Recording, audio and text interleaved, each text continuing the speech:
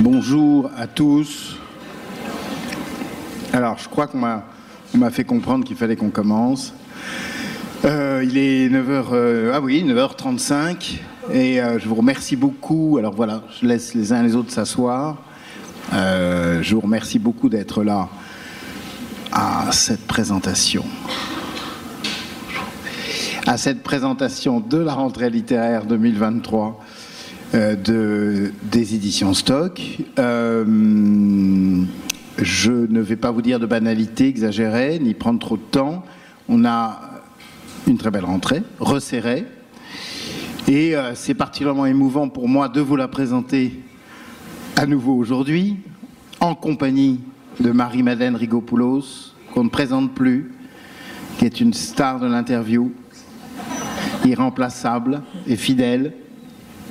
Ça me fait plaisir et c'est effectivement émouvant, c'est vrai, je suis sincère, parce que ça fait 10 ans maintenant que j'ai rejoint les éditions Stock. Il y a 10 ans, en 2013, dans une atmosphère relativement psychodramatique, qui, je crois, quand même s'est calmée. Et aujourd'hui, je suis d'abord satisfait d'être toujours là 10 ans après. Serais-je là dans 10 ans encore? Vu le recul de l'âge de la retraite, c'est probable. Je vais d'ailleurs dire un petit mot sur la réforme. Non, je blague. Non, parce qu'il n'y a pas un discours sans un mot sur la réforme des retraites. Bon. Mais en tout cas, il y a quelque chose qui a changé en 10 ans, enfin, à part moi, qui est un peu vieilli, c'est le rôle des libraires, qui était fort, qui a toujours été fort. J'ai commencé des réunions de libraires il y a 30 ans, et je pense que de plus en plus, elles sont indispensables.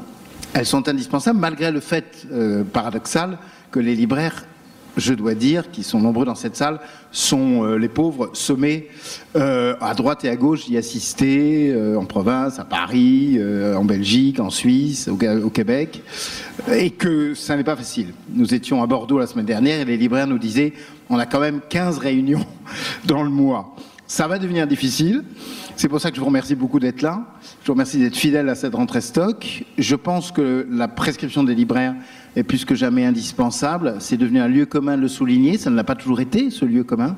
Et je pense aussi que dans les succès spontanés, comme on l'a vu récemment avec le très beau succès du livre de Cédric Sapin-Defour, Son odeur après la pluie, qui est, oui, le chien, comme on l'appelle en code, c'est un succès qui est né dans les librairies. C'est un succès qui est né de la lecture d'abord de nos représentants, que je remercie d'être là, hein. Je ne les vois pas tous, mais enfin il y en a un certain nombre dans la salle, et qui ensuite s'est éclairci, s'est développé en librairie.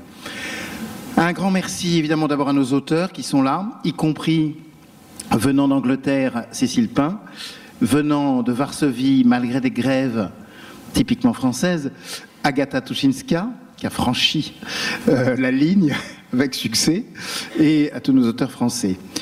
J'ai beaucoup de plaisir à retrouver aussi une nouvelle venue chez Stock, mais que je connais depuis longtemps. Et puis qui a été auteur chez Stock, enfin, est un peu infidèle comme auteur. Bon, c'est Stéphanie Pollack.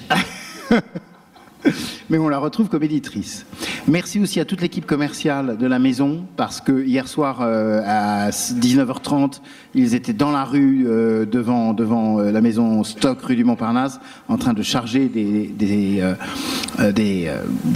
sacs bleus dans un camion et de se retrouver ici à 22h à les décharger. Merci beaucoup à eux tous. Vous trouverez tous les livres et vous trouverez également dans ce petit programme très joli la rentrée littéraire, pour ceux qui n'auraient pas le courage de lire des livres. Ah, il faut bien le dire, il y en a toujours un ou deux. Donc voilà, tout est résumé. Donc merci, je laisse Marie-Madeleine accueillir, je crois, Agata Tuschinska, et on se retrouve tout à l'heure.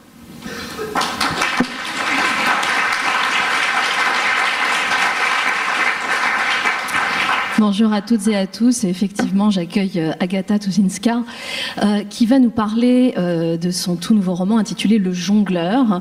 Alors, juste un petit détail, les épreuves arrivent, donc vous allez bientôt les recevoir. C'est le seul livre que vous n'aurez pas dans le sac, mais elle ne saurait tarder. Agata Tuszynska, ce livre, alors il faut quand même que je précise qu'il a été traduit par Isabelle Janès-Kalinowski, c'est très important. Ce livre nous emmène sur les traces d'un auteur que nous aimons, Romain Gary. C'est une rencontre entre l'écrivaine que vous êtes et un personnage hors norme, aux multiples identités, aux nombreux mystères qui restent encore à dévoiler. Vous êtes allé à sa rencontre avec votre plume d'écrivain et non de biographe, c'est très important de le signaler. Et vous partez aux origines, à Wilno. Vous nous emmenez sur l'enfance, d'abord dans l'enfance de Romain Gary, dans sa relation si particulière avec sa mère Mina. Je voudrais d'abord vous demander qu'est-ce qui a déclenché chez vous la nécessité d'aller explorer la vie de cet homme et de la mettre en réflexion, en miroir avec la vôtre. Je suis enchantée d'être ici. Merci beaucoup d'être venue. Alors, c'est très compliqué. Tout ça, je pense, c'est à cause de ma mère, une petite fille du ghetto de Varsovie, une juive polonaise qui a adoré La promesse de l'aube. Je me souviens comme petite fille le livre chez nous à la maison et ma mère beaucoup pleurait sur le destin, sur les sorts des familles Katsev, de Mina Ovczynska et de petits romans.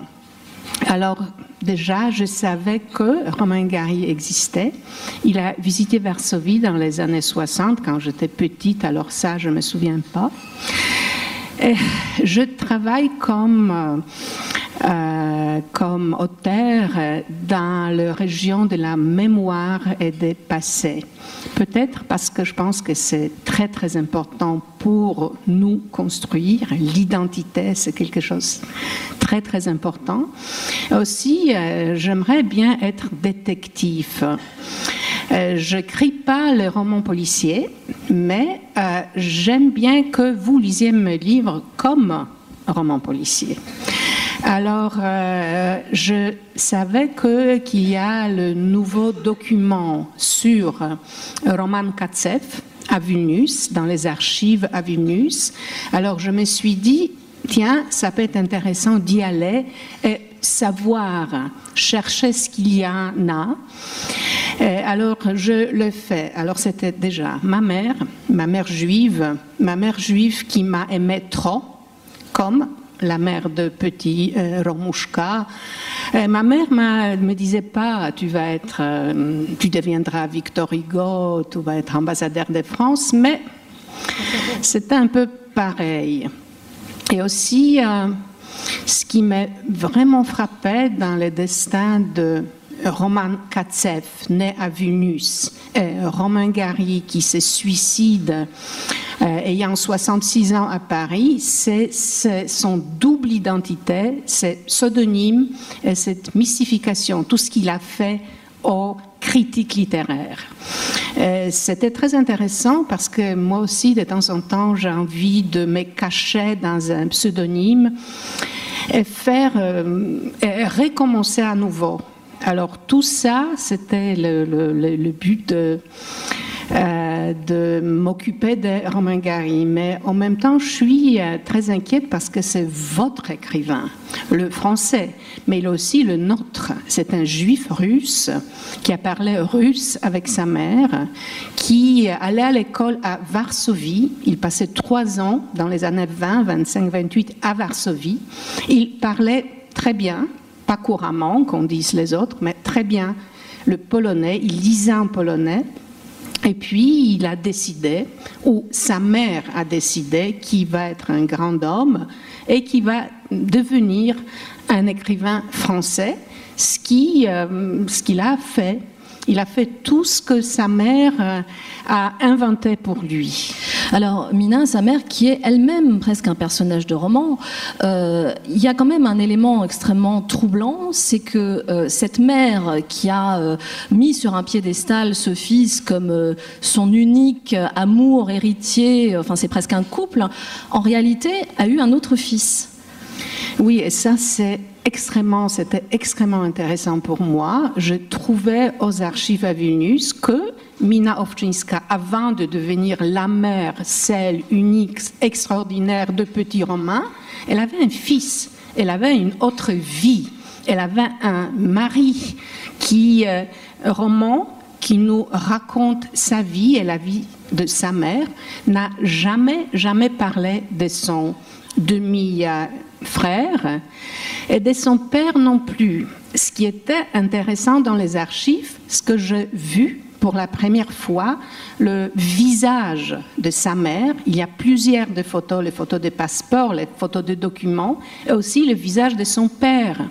Lui, il niait l'existence de son père. Il parlait peut-être que son père était Ivan Mosjoukhine, parce que c'était plus splendide d'avoir un père qui est un acteur russe renommé, mais son père n'était pas l'acteur, c'était un certain Leiba Katsev qui existe dans les centaines de documents à Vilnius. Alors, c'était extraordinaire pour moi de pouvoir trouver ce document et vous donner le père que Roman Gary, Roman Katsev niait son existence. Ce qui était aussi très important dans ce livre qui n'est pas une biographie de Roman Gary, ce que je dis et j'insiste, c'est un livre miroir. C'est un livre où je me regarde en tant qu'auteur, en tant que la juive polonaise, et aussi en tant que femme. Et nos relations avec Roman Gary sont assez compliquées parce que je commençais avec l'amour folle pour cet auteur et le mec aussi, et je finis autrement et je ne savais pas comment résoudre ces problèmes. Pour ça, je décidais d'écrire le lettre à mon protagoniste, à Roman Gary. Alors dans ce livre, vous avez aussi mes lettres à lui. Et puis c'est un roman kaléidoscopique, c'est-à-dire qu'on découvre Roman Gary, votre relation à cet auteur à travers des multiples miroirs, parce que vous dites roman miroir, mais c'est plusieurs miroirs au pluriel en réalité. Vous vous regardez dans plein de petits morceaux de miroirs et tous ces petits morceaux forment à la fois un portrait de Roman Gary, l'écrivain, l'homme, l'enfant qu'il a été, mais aussi votre portrait. Oui, j'espère bien que je parle aussi beaucoup sur le destin des Juifs de l'Europe centrale, sur le destin de la famille de Roman Katsev, le père qui restait à Vilnius, les autres qui restaient dans les ghettos de Varsovie. C'était aussi très important de vous montrer qu'il pourrait être son destin s'il restait en Pologne ou en Russie, en Lituanie à l'époque. Sa mère l'a inventé, mais aussi elle l'a sauvé. Elle l'a sauvé. Il était vivant grâce à sa mère. Et aussi, dans ce livre, il y a beaucoup de secrets. Il y a un secret dans un autre secret. Pour ça, j'ai ces matrioshka ici. Ça, c'est la mère. Je parle un peu dans mon livre aussi des matrioshka. Gary aimait les poupées en bois. C'est une poupée russe. On ouvre.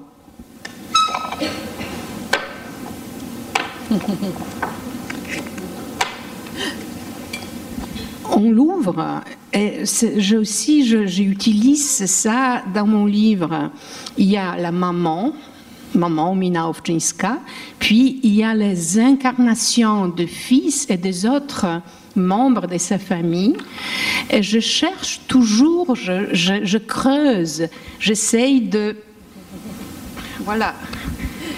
Mais ça s'ouvre aussi. Et c'est comme ça que mon livre est fait. Un secret, et puis qu'est-ce qu'il y a là-dedans? Qu'est-ce qu'il y a là? Voilà. Et c'est qui? Est-ce que c'est roman? Est-ce que c'est Émile Ajar? Est-ce que c'est un D-book? Est-ce que c'est la mer, un D-book? Est-ce que c'est le symbole de destin des Juifs de Pologne et de Lituanie? Je ne sais pas, c'est pour vous de trouver la réponse. Mina attend énormément de lui. Elle est responsable aussi de sa passion de la langue française. Vous dites, elle l'invente littéralement.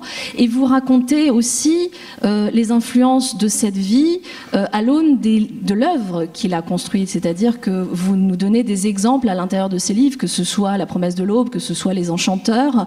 Vous allez chercher dans ces livres tout ce qui révèle la vérité de l'histoire de Romain Gary à travers son œuvre. Oui, c'est très important de savoir que c'est un écrivain français qui connaissait les autres langues, qui pouvait lire et écrire en russe, aussi en anglais.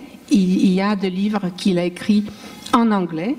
Aussi, je regarde son œuvre des points de vue de l'humour juif. D'un point de vue, il disait que c'était très important pour lui, l'humour juif. Il fréquentait beaucoup les cabarets à Varsovie dans les années 20 et puis dans les années 30 quand il est venu en Pologne. Antoni Słonimski, un notaire juif polonais, était très important pour lui. Alors je trace ces liens avec l'humour juif. Je pense peut-être Gary était très très bien reçu aux États-Unis parce que eux aussi ils comprenaient ces witz d'humour juif. Le titre, Le Jongleur. Pourquoi Romain Gary est-il un jongleur à vos yeux? Moi, je pense que c'est un titre extraordinaire. J'adore le titre. Normalement, j'ai des difficultés d'inventer les titres qui sont vraiment ce qu'ils sont. Il a jonglé plusieurs fils de sa vie. Il a inventé sa biographie. Il a inventé sa légende quand il était toujours là. Il s'est caché comme dans les matrioshkas, mais il s'est caché aussi dans les pseudonymes différents. Pas seulement Émile Ajar, qui, comme vous savez, a reçu pour lui, pour la deuxième fois, le prix Goncourt, mais il y avait beaucoup de pseudonymes. Il s'est caché là-bas. Il jonglait dans la vie, dans plusieurs étapes de sa vie, et dans l'art, dans la vie, avec les femmes, avec sa famille. C'était un jongleur absolu. Et lui, il disait que l'art de jongler, c'était une métaphore d'art et la vie. Et je suis d'accord avec lui. Et ce personnage qui est vraiment, il est fascinant, mais il est aussi très très triste. Et je me demande, j'essaye de le comprendre, pourquoi cette tristesse? Qu'est-ce qu'il y a là qui faisait que un homme célèbre, lauréat de prix Goncourt, un homme qui voyageait beaucoup, un diplomate comme voulait sa mère, quelqu'un qui avait deux femmes, mariage de femmes, plusieurs femmes, un fils. Qu'est-ce qu'il y avait? Pourquoi finalement il a décidé de se tuer, de se suicider? Il avait seulement 66 ans. Le jongleur, un mystère à résoudre avec vous. C'est un roman, c'est un dialogue que vous faites avec cet auteur que vous aimez, qui vous fascine et qui nous emporte. Merci infiniment, Agata Tuzinska, pour cet échange. Merci beaucoup. Et je vais demander à Cécile Pain de me rejoindre. Cécile.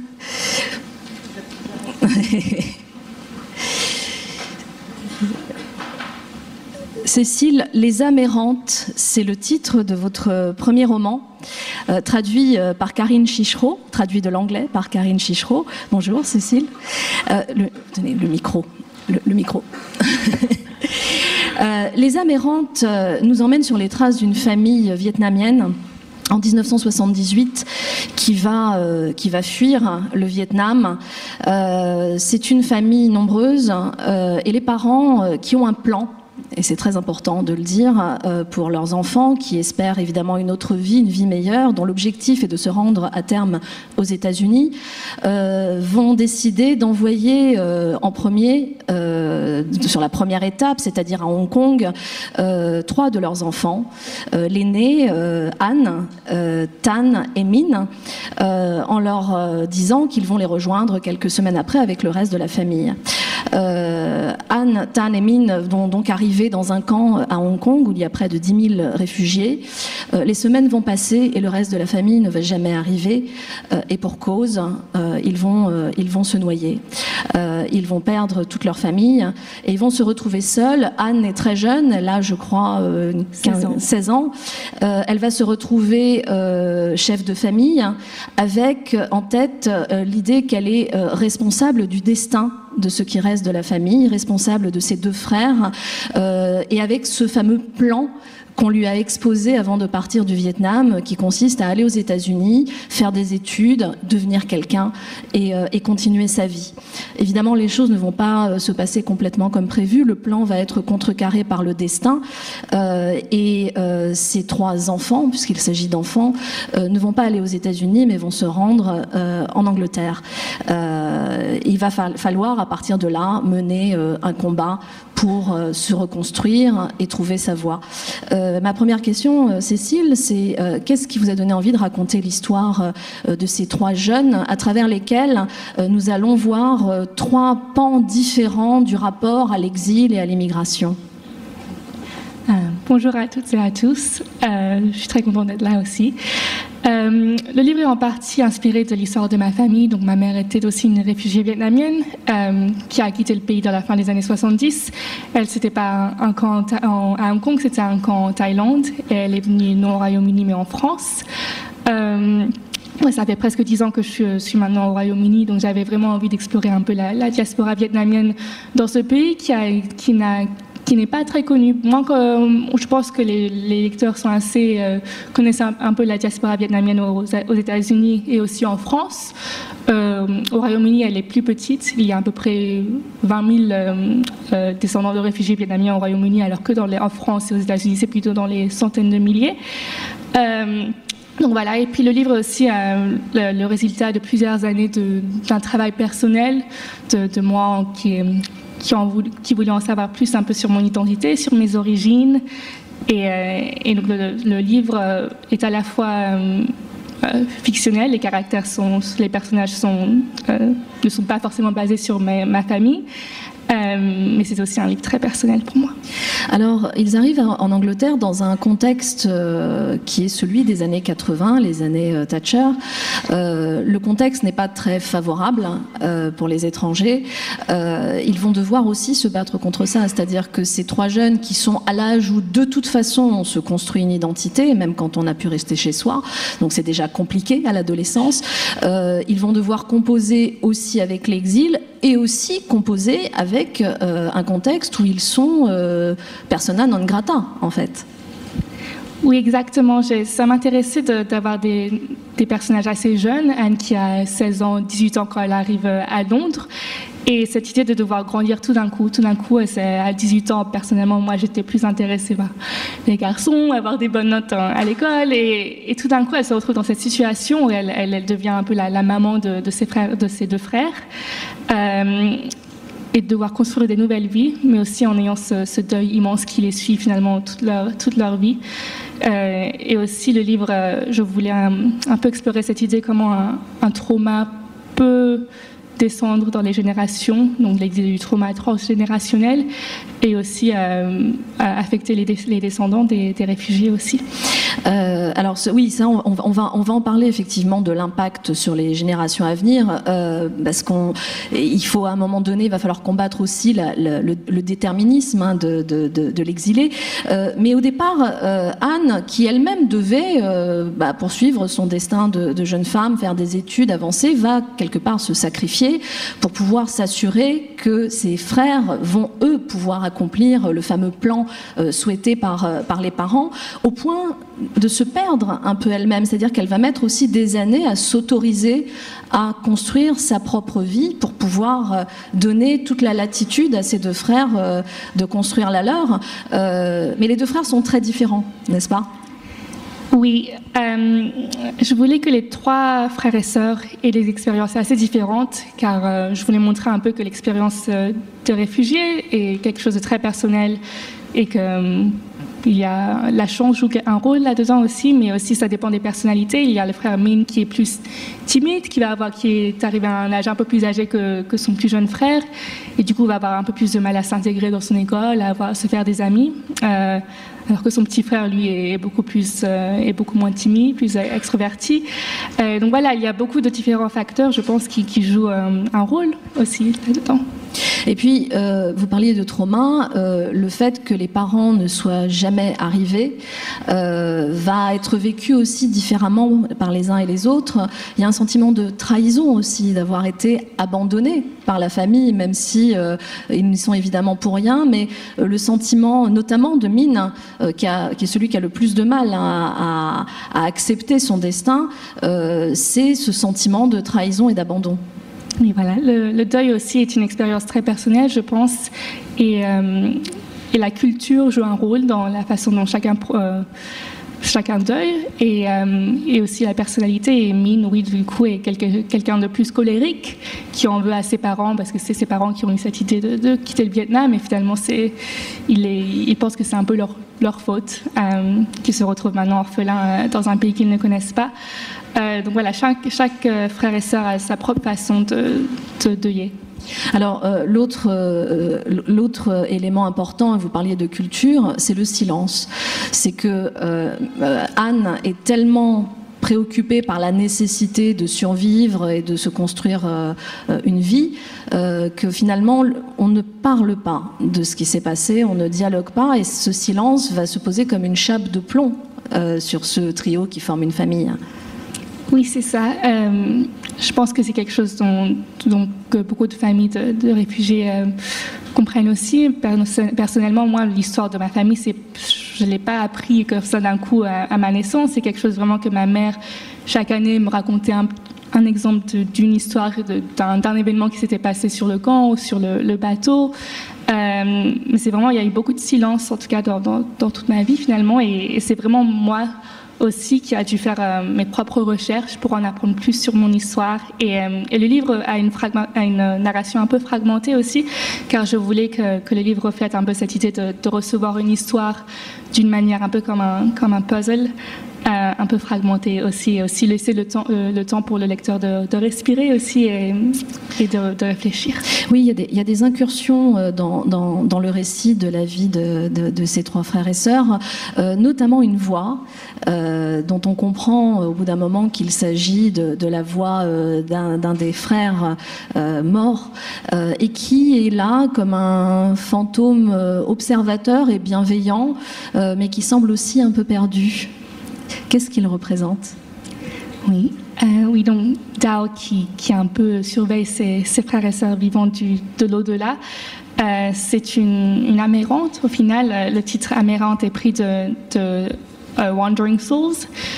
L'opération Wandering Souls était une vraie opération de guerre que les États-Unis ont fait pendant la guerre du Vietnam, qui en fait, dans la jungle, ils se sont mis à jouer des cassettes de bruit qui étaient censées représenter le bruit de soldats vietnamiens du Viet Cong décédés. Et en fait, l'opération avait pour but de faire peur à l'armée du Viet Cong et en fait était inspirée d'une tradition vietnamienne que si on n'enterre pas ces morts dans leur ville natale, dans une bonne cérémonie, ils ne vont pas pouvoir se reposer et seront pour l'éternité des fantômes, donc des âmes errantes. Et donc Dao un peu est emblème de cette tradition, de cette croyance. Et aussi, je pense que plusieurs caractères dans le livre sont des âmes errantes. Anne, Tan et Min, qui se retrouvent à Londres, comme ça, sans parents, sans vraiment de but concret, sont aussi en quelque sorte des âmes errantes. Sans en dire trop, se posera effectivement la question de la nouvelle génération, et peut-être que cette nouvelle génération qui, elle, n'a pas vécu la souffrance mais a porté le silence, va être aussi celle qui leur permettra une forme de catharsis en brisant justement ce silence par la nécessité de répondre à des questions qui vont leur permettre d'avancer dans leur propre vie. Oui, voilà, je pense. Et puis, après le Covid, bien sûr, dans le monde, il y a une montée de racisme anti-asiatique. Et puis, moi aussi, je pense que c'était, comme je l'ai déjà dit, un travail personnel. Je pense que j'ai vraiment ressenti ce besoin de rendre plus visible juste les vies des jeunes Vietnamiens au Royaume-Uni et puis partout dans le monde aussi. Les âmes errantes, c'est le titre de votre premier roman, Cécile Pin. Merci infiniment pour cet échange. Beaucoup. Et je vais demander à Panayotis Pasco de me rejoindre pour parler de votre livre « La prochaine fois que tu mordras la poussière ». C'est le titre de votre roman. C'est un roman d'autofiction. C'est un roman dans lequel vous dites que tout est vrai et en même temps c'est mis en scène de façon à ce qu'on parte à la rencontre d'un personnage en réalité, c'est-à-dire que le narrateur devient un personnage. Tout commence avec l'annonce du père qui révèle qu'il va bientôt mourir, et c'est un élément déclencheur qui va vous emmener à vous poser 1000 questions, à la fois sur la relation avec le père, mais finalement à travers ce questionnement à la relation au père, c'est la question de l'identité même qui va se poser, n'est-ce pas? Bonjour à tous. C'est exactement ce qui s'est passé. Il y a maintenant 4 ans, mon père nous a annoncé qu'il allait décéder. Et ça m'a bizarrement rien fait au début. Ça m'a plongé dans quelque chose de très bizarre, dans des nuits d'insomnie. Et depuis petit, j'ai cette espèce de tradition le soir, quand j'ai une espèce de boule de sentiments dans le ventre que j'arrive pas à digérer, je me pose et j'écris. Et j'ai commencé à le faire et c'est comme ça que le livre est né. Quand mon père nous a annoncé ça, très vite je me suis rappelé de ma prof de philo quand j'étais plus jeune, qui m'avait pris à la cour, dans la cour de récré, qui m'avait dit « il faut que je te parle du dilemme du hérisson de Schopenhauer ». Et j'étais là, moi je veux aller m'amuser avec mes amis, mais très bien. Et elle m'a expliqué ce dilemme, elle m'a dit un jour il te servira dans ta vie. Et en fait ce dilemme il est très simple, quand le hérisson naît, ses piquants sont mous et son premier hiver peut lui être fatal, puisque sa première hibernation peut lui être fatale. S'il se met trop près de ses congénères, avec les piquants durs, il peut se faire piquer et mourir d'infection. Et s'il se met trop loin, il peut mourir de froid. Donc de la survie du hérisson dépend sa capacité à trouver la bonne distance avec ses congénères. Et je me suis rappelé ça dès que mon père m'a annoncé qu'il allait mourir, et je me suis très vite dit, avant qu'il meure, il faut que je trouve la bonne distance avec lui. Et j'ai tenté pendant ces quelques années de me rapprocher de lui, avec un couteau dans le dos. Mon plan c'était de me rapprocher de lui pour le tuer le plus vite possible. Mais en me rapprochant de lui, j'ai appris à le connaître. Il y a de l'horizontalité qui s'est placée un peu entre nous, et surtout j'ai appris à me connaître moi-même. Alors apprendre à connaître votre père, c'est essayer aussi de lire entre les lignes, de lire dans les silences, parce qu'en fait c'est un père qui lui-même ne sait pas exprimer ses émotions, ne sait pas dire les choses, ou en tout cas attend de la part de ses enfants qu'ils devinent ses émotions et ses intentions.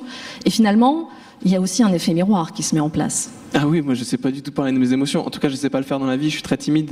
Alors je le fais dans des livres, ce qui est encore plus bizarrement. Non, on a un père très taiseux. On a un père qui nous a appris qu'il faut pas être vulnérable, qu'il faut pas être faible, qu'un homme ça ne doit pas être faible. Donc c'était très particulier. Par exemple, quand il nous a appris qu'il allait mourir, il me l'a pas dit comme ça. Il a traîné avec son bracelet d'hôpital pendant des mois à la maison et il me bougeait son poignet devant pour que je lui dise mais t'es allé à l'hôpital. Et je lui ai absolument pas dit. On s'est fait une petite réunion avec mes frères, on s'est dit on est d'accord qu'il veut qu'on lui demande quelque chose. On s'est dit on va pas attraper sa perche. Et au bout de, je crois, 3 semaines, il est venu me voir dans mon dos de manière très étrange et il m'a juste susurré à l'oreille, tu sais je vais crever dans pas longtemps, si tu veux me dire des choses c'est pas demain. Et je lui ai dit c'était pour ça ton bracelet, je croyais que t'étais parti en festival. Donc vraiment c'était très particulier.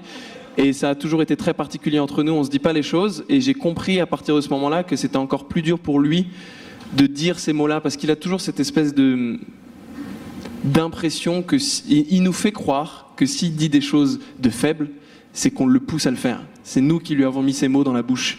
Et là, d'un seul coup, il en était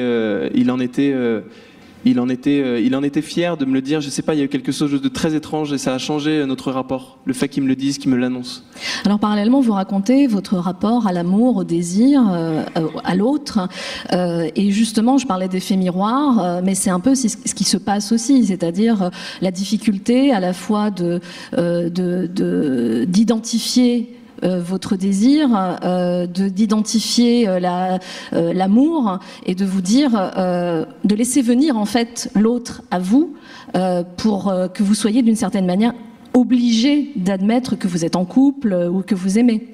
Mais c'est toute la problématique de la pénétration. Je pense que on nous a appris à pénétrer en tant qu'homme. On nous a appris à être celui qui rentre chez l'autre, qui impose.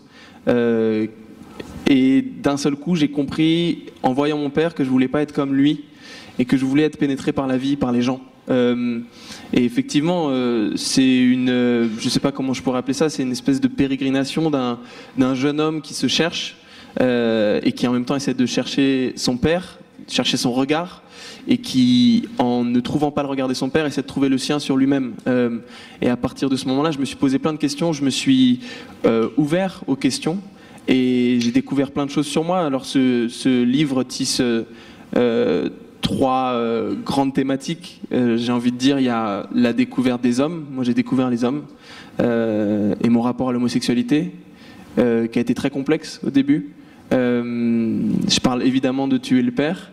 Et je parle d'une grosse dépression dont je suis atteint, la dépression mélancolique, qui est celle d'Emmanuel Carrère aussi, et qui est une dépression très particulière basée sur la paranoïa. Donc c'est un livre qui est aussi très basé sur les élans paranoïaques. Vous dites d'ailleurs que c'est le plus gros type de dépression, vous en tirez une certaine fierté, dites-vous dans le livre. Vous n'avez pas n'importe quelle dépression. Bien sûr, c'est la meilleure. Alors, simultanément, vous l'avez un petit peu évoqué à l'instant, mais j'aimerais qu'on rentre un peu au fond des choses, si j'ose dire, c'est qu'en fait, pour vous rapprocher du père, vous allez comprendre que ça va passer par aussi le rapprochement avec l'amour, avec notamment celui que vous appelez le bonheur dans le livre. Il y a un homme que vous appelez la vie, un autre que vous appelez le bonheur, évidemment pour une forme de symbolique.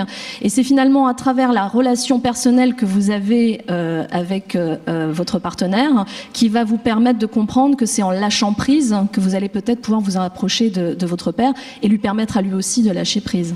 Exactement. Moi, je les appelle la vie et le bonheur dans le livre, donc c'est mon ex-copain et mon copain actuel, parce que c'est des choses que j'escomptais leur voler. J'ai grandi dans un foyer avec beaucoup de perversion narcissique et effectivement nous on a été colonisés par notre père, on a été grignotés par lui et on sent encore aujourd'hui qu'il nous attrape certaines choses et c'est comme ça au début que j'abordais les gens. Quand je voyais quelqu'un, je jalousais quelque chose qu'il avait, je voulais le grignoter, je voulais l'attraper.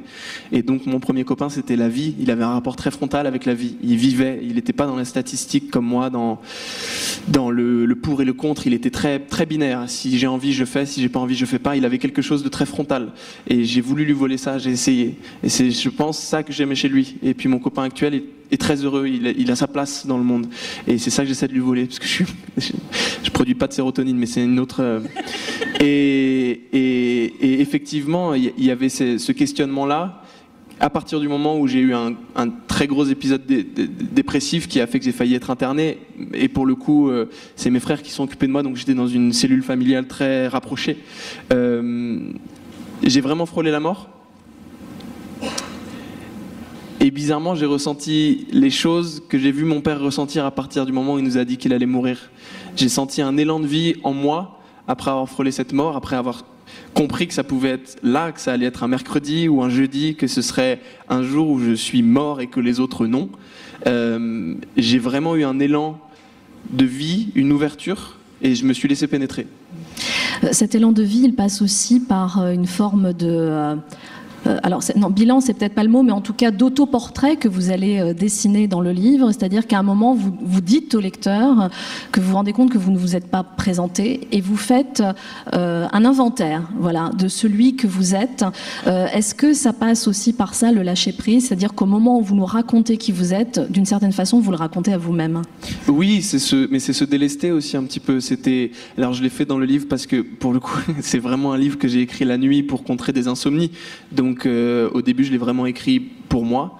Et effectivement, je me suis rendu compte, et c'est mon psychiatre qui me l'a dit, vous vous connaissez absolument pas. Vous pensez vous connaître et vous connaissez une partie de vous, mais il faut que vous appreniez à vous connaître vraiment. Donc j'ai commencé de manière très débile, c'est pas du tout ce qu'il insinuait, à lister ce que j'étais et ce que j'étais pas. Et au bout d'un moment, je me suis rendu compte que c'est très méthodique et très froid, d'ailleurs, dans le livre. Et je me suis rendu compte que je me connaissais pas, qu'il fallait que j'apprenne à me connaître. Et en fait, ça ne passe pas du tout par soi. Je pense que ça passe par les autres. C'est un circuit court. Moi, j'aime bien cette allégorie du miroir, c'est le rapport que j'ai l'impression d'avoir aux autres. Souvent, quand on touche un miroir, si on regarde très près, on voit que son doigt ne touche jamais son doigt de réflexion. En fait, il y a toujours quelques millimètres qui nous séparent. Et c'est le sentiment que j'ai avec les gens. J'ai toujours l'impression d'être à quelques millimètres de la personne.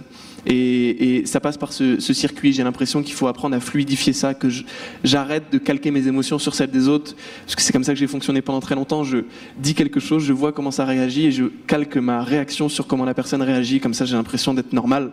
Et il faut que j'arrête ça. Il faut juste que je laisse les choses circuler, que ça rentre, que ça sorte.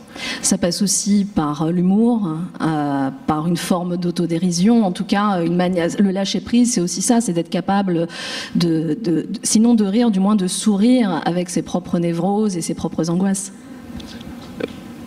Ça, c'est ma sécurité. C'est ma sécurité. J'ai l'impression que personne, même si je fais pas de blagues, donc j'ai tendance à en faire. Mais dans ce livre, il y en a très peu quand même. Et d'ailleurs, moi, je me suis questionné si c'était un spectacle, puisque je fais plutôt des spectacles à la base. Au tout début, j'ai commencé à écrire et je me suis dit, est-ce que ça pourrait être un spectacle? Et à un moment, je me suis dit, non, c'est quand même... Il n'y a aucune blague dedans. Moi, je trouve qu'il y en a très peu. J'ai plutôt l'impression que c'est une quête. Moi, je le vois comme une quête, ce livre. La prochaine fois que tu mordras la poussière, c'est le titre de ce livre. Merci beaucoup, Panagiotis. Merci beaucoup, merci. Et je vais demander à Maria Pourchet de me rejoindre. Où est-elle, Maria? Ah, elle est là. Maria Pourchet, le titre de votre livre, Western. Bonjour Maria. Le micro est là. Western nous emmène à la rencontre de Alexis Zagnier, un comédien reconnu, séduisant, qui s'apprête à jouer Don Juan au théâtre. Et parallèlement à la rencontre d'Aurore. Aurore est une mère célibataire, elle a un petit garçon qui s'appelle Cosma. Elle fait ce qu'on appelle communément un bullshit job, vous dites dans le livre, donc ce travail dans lequel elle ne trouve aucun sens, mais qui paye les factures. Elle a une vie qui semble insatisfaisante, un rapport avec un homme qui n'est pas aussi très épanouissant, et puis elle va à un moment donné décider de partir s'installer suite à la mort de sa maman dans le sud-ouest, dans la maison de sa mère, pour prendre de la distance, se mettre en télétravail et essayer de se reconstruire une vie. Les destins de ces deux personnages vont se croiser dans des circonstances un peu particulières, mais avant de rentrer plus avant dans l'histoire, j'aimerais que vous nous disiez, Maria, qu'est-ce qui vous a donné envie de raconter cette histoire qui, me semble-t-il, pour en avoir parlé un petit peu avec vous, s'inscrit dans la continuité de votre précédent roman, Feu. Alors, au nom de cette continuité, déjà, oui, j'avais... dès que je parle de ça, j'ai envie de regarder mon éditrice, parce que c'est la première personne, Stéphanie, à qui j'ai dit... j'ai pas... après mon livre Feu, qui était consacré à la passion, en disant, j'ai pas tout dit. J'ai pas tout dit sur l'amour, son coût social, psychique, musculaire. Aujourd'hui, j'ai encore des choses à dire. La promo du livre était terminée, le livre était terminé, et j'avais non pas envie de retrouver ces personnages, mais envie de retrouver ce paradigme-là, le paradigme de l'amour aujourd'hui, l'amour contemporain. L'amour, et vous m'aviez précisé, l'amour à cet âge-là, c'est-à-dire la quarantaine, c'est ça? Pourquoi cet âge-là en particulier? Parce que c'est un âge particulier, puisqu'on n'a plus les illusions qui ont été motrices pour nous faire recommencer. On n'a plus l'illusion de la remise des compteurs à zéro. On n'a plus l'illusion dans la capacité à recréer, dans l'illusion, dans la créativité amoureuse totale. On sait très bien ce qu'on emmène avec soi. On a pas mal de scénarios en tête. Et donc, ça devient... c'est presque pathologique parfois de décider de retomber amoureux et d'emmener son désir quelque part. Et d'ailleurs souvent on ne le fait pas. Donc c'est un moment où, comme à l'adolescence d'ailleurs, se rejoue la danse de la peur et de l'amour, avec la même intensité que quand on a 14 ans en fait. Alors Alexis Zagnier, je le disais, s'apprête à jouer Don Juan et parallèlement il est juré pour l'entrée au conservatoire des jeunes acteurs et actrices. Il va avoir une sorte de coup de foudre quasi maladif pour une jeune femme qui s'appelle Chloé, qui elle se trouve à un moment charnière puisque c'est une de ses dernières chances d'intégrer le conservatoire. Il se prend de passion pour elle et cette passion va être pour le moins destructrice. Il est marié, il a aussi un couple qui est en train de se déliter et c'est à ce moment-là qu'il va frapper à la porte d'Aurore pour des raisons qu'on ne comprend pas tout de suite. Aurore qui elle est en train d'essayer aussi de se reconstruire une vie, sachant, et il me semble que c'est important, qu'elle quitte Paris à un moment où son petit garçon a été convoqué par la directrice pour avoir osé embrasser une petite fille dont il est amoureux. Alors, il a 8 ans, si ma mémoire est bonne. Il embrasse une petite fille, la petite Marguerite, parce qu'il en est amoureux. Et ça génère une convocation de la mère à l'école pour rendre des comptes et prendre des mesures d'éloignement de cet enfant. Et il me semblait que c'était un élément important de l'histoire parce que ça recontextualise aussi les rapports amoureux dans une époque où tout s'est complexifié. Oui, alors ce petit garçon, Cosma et Alexis Zagner, donc l'un à 50 ans et l'autre à 8 ans, mais finalement, ces scènes-là me permettaient de dire qu'ils évoluaient exactement dans le même contexte. L'épisode qui concerne le petit garçon qui intervient au début du livre donc, est une histoire vraie. C'était d'ailleurs un des éléments, quand j'ai commencé à écrire ce livre, c'était la première scène que j'avais en tête. C'est ce petit garçon à qui on a dit qu'il avait embrassé une petite fille, une petite Marguerite de 7 ans, dans un couloir parce qu'il avait fait un bisou sur la joue. Et ils avaient été éloignés pendant des mois et sa maman convoquait parce qu'on ne se jette pas sur les petites filles. Et il avait eu à lire un texte sur la prédation à la maison, à haute voix. Et parce que dans le cadre d'un programme sur la fin des stéréotypes de genre qui était en cours dans son école. Ça, c'est pas un épisode isolé, il y a pas mal de choses comme ça. Et Alexis Zagner, au même moment, oui, effectivement, on le prend dans l'après, au terme d'une passion qui, comme toute passion, est brève et élémentaire, et qui fait une victime. Qui fait une victime puisque il rompt avec quelqu'un. On peut dire qu'il rompt salement, enfin voilà, en tout cas il rompt et il passe à autre chose, sauf que ce n'est pas fini et qu'il est dans une époque où il court un risque parce qu'il est connu et parce que ses manières d'aimer et ses manières de faire ne sont plus socialement acceptables et donc il court un risque de damnation. Pas un risque juridique parce que ce n'est pas encore judiciarisable à ce point-là. Et il essaye d'anticiper sur sa propre damnation. Enfin bon, je vais pas. Et c'est comme ça qu'il fuit. Enfin voilà, tout ça c'était la question, c'était le jeu de miroir entre le tout petit garçon et cet homme-là.